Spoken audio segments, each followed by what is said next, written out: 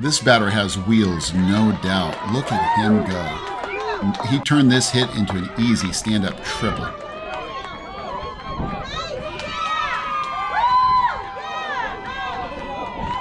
I thought I was calling him over, so he walked over and he's like, well, make it like you're yelling at me for something. And I said, okay, but only if you kick dirt on me.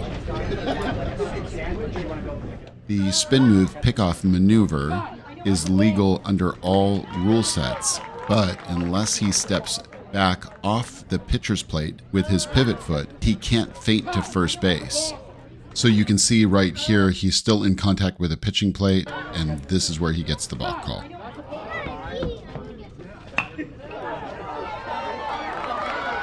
We have type A obstruction right here, while the fielder, while not in possession of the ball, blocks off the base path to the runner.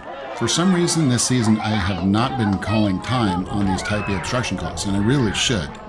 The Little League strike zone is defined as the space over home plate, which is between the batter's armpits and the top of the knees when the batter assumes a natural stance. So when a batter ducks on a pitch, are they intentionally trying to influence the strike zone, or is it just an instinctual reaction? I don't know. But regardless, you've got to call the zone that you see. And this one was still high, even after the batter ducked.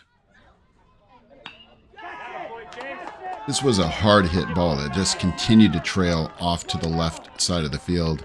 Jace wasn't having any of Tom's stop signal. He was on his way to a triple. Unfortunately, got tagged out right there, just short of the base.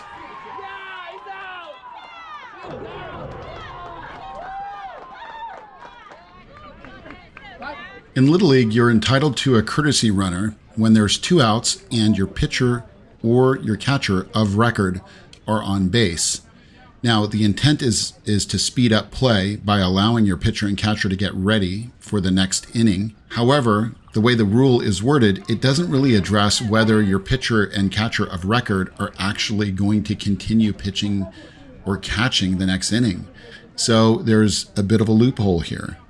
The letter of the rule states that your pitcher and or catcher of record can be substituted with a courtesy runner who was the last recorded out, and they don't actually have to be coming back to pitch or catch. So Tom was right on this one. He wanted to substitute a courtesy runner, and I told him no, because he had offered that this player was not going to be coming back as the catcher for the following inning. But he was well within his rights to do so. After catching this for the out in center field, Zach has the presence of mind to gun it home, and he's got the arm to get it there. But unfortunately, the tag came in a split second too late. I wish you had a camera angle from my point of view.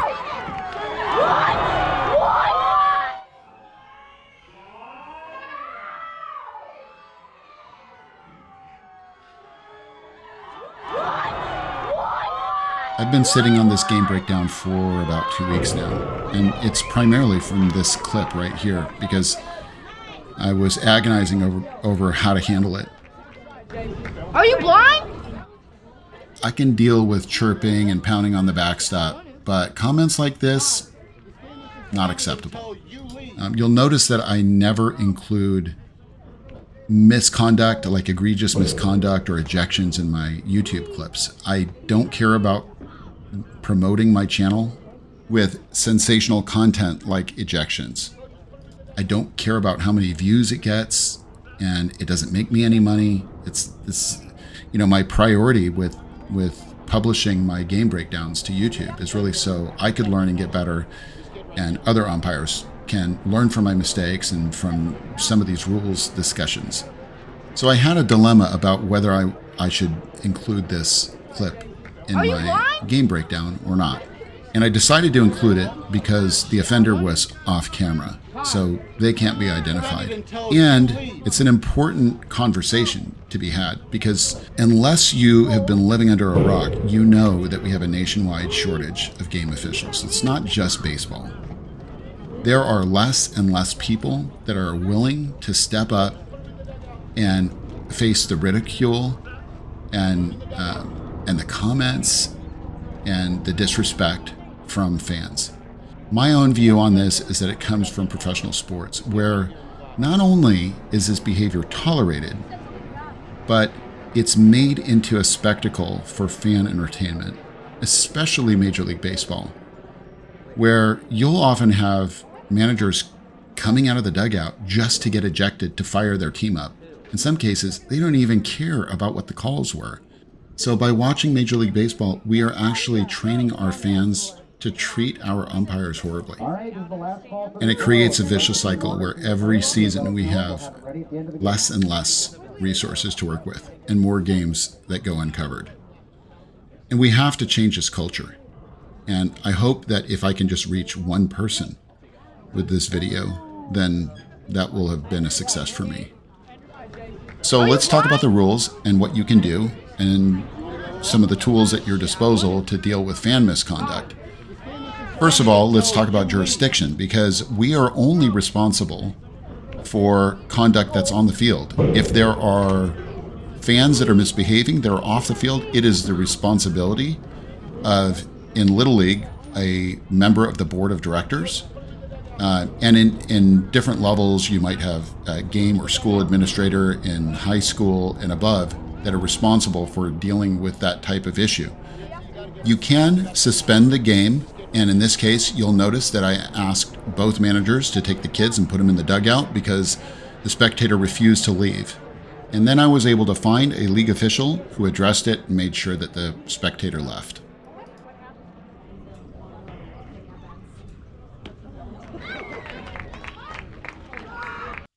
All right, so let's pause it right there and let's have a conversation about runner's lane interference. For the moment, let's focus on the Little League and high school rules and how they are different. In Little League, Rule 605J says that a batter is out when, in running the last half of the distance from home base to first base, now this is key, while the ball is being fielded to first base, the batter runner runs outside to the right of the runner's lane or inside to the left of the foul line. And then the next part, highlighted, is also key, and in the umpire's judgment, in so doing, interferes with the fielder taking the throw at first base. So the batter runner doesn't have to be in the runner's lane, but if they don't want to put themselves in jeopardy of interference, then they do have to be in. So you can see in this paused clip here, the batter runner has a foot entirely to the left of foul line. And so they're at jeopardy of being called out for interference. Now let's look at the difference between Little League, which is almost identical to OBR, so Major League Baseball, official baseball rules. High school is quite a bit different. So in high school, Rule 841G, the batter runner is out when the batter runner runs outside the 3-foot running lane, last half of the distance from home plate to first base, while the ball is being fielded or thrown to first base. So it doesn't even matter if there's a judgment about the batter runner actually interfering with the throw. Just the mere act of being out of the runner's lane is an immediate interference call in high school, which is kind of funny. From the Little League Rules Instruction Manual, it says there are two key elements to this rule that are frequently misunderstood. The ball must be thrown in order for the runner to interfere with the fielder taking the throw, and the throw must be a quality throw. A catcher who does not throw, or who throws well over the fielder's head, should not be rewarded by having interference called. A quality throw would essentially be a throw that the baseman could catch if the runner was not there. This most often will be the plate umpire's call, since the base umpire will be moving into position to make the call at first.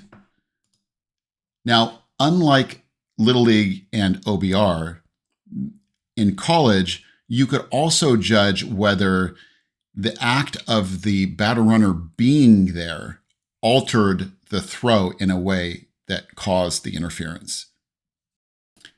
So as you will see here in just a little bit, we did not have a quality throw and we did not have runner's lane interference. However, what happens immediately after is the first baseman, after missing the throw, is standing in the vicinity of the runner's base path. As that runner rounds first to go to second, he has to cut his angle very short in order to avoid running into the first baseman. And that's where you'll see me point and call obstruction, which is type B obstruction because a play was not being made on the runner. And in that scenario, the batter runner would be protected into second base. If we judged that absent the obstruction, he would have acquired second base.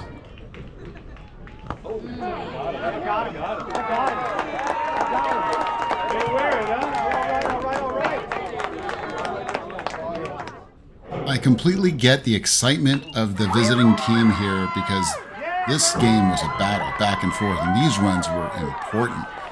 But there is no excuse for players coming out of the dugout in a live ball situation onto the field.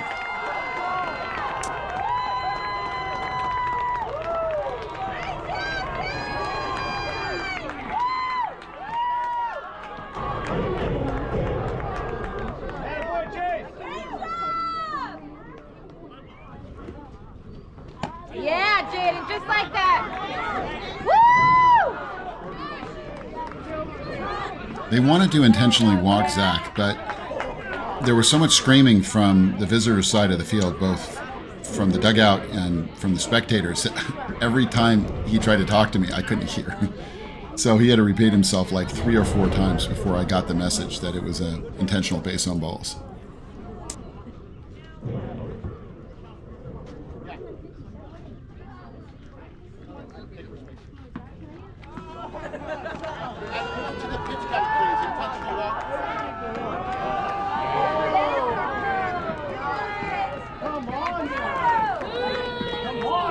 Nobody's scared. This one got me really good. There's nothing quite like it when the mask just flies right off your face and you just feel like something is missing.